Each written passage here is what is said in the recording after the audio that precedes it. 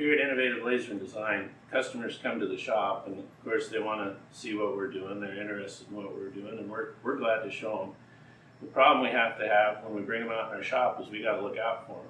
They're used to being in homes or offices or businesses, and they're not used to walking out in an industrial shop. So a lot of times when you have customers in your shop, you got to look out for them. So on the opposite side of the laser, there's a safety mat that if you stand on that, it stops all motion, but you don't have anything like that back here.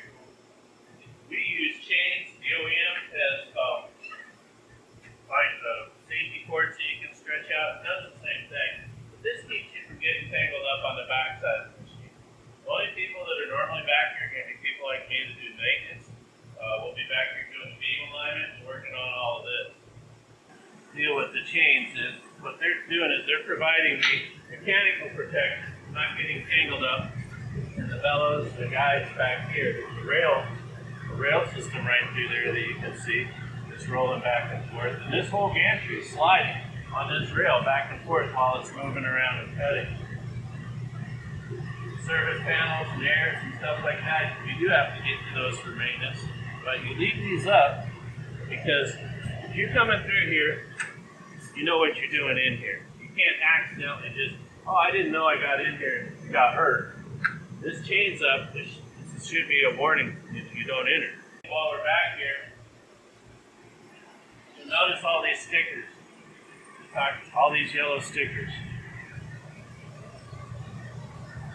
The laser beam is generated in this cabinet, bounces off a series of mirrors that are shaping and turning the beam anti-reflective and sending it down to the cutting head.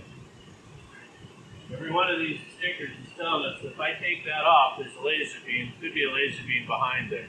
It's just a general warning. If you're doing maintenance, of course, you know that the beam's not shooting right out when you take it out. You should know how to do your maintenance.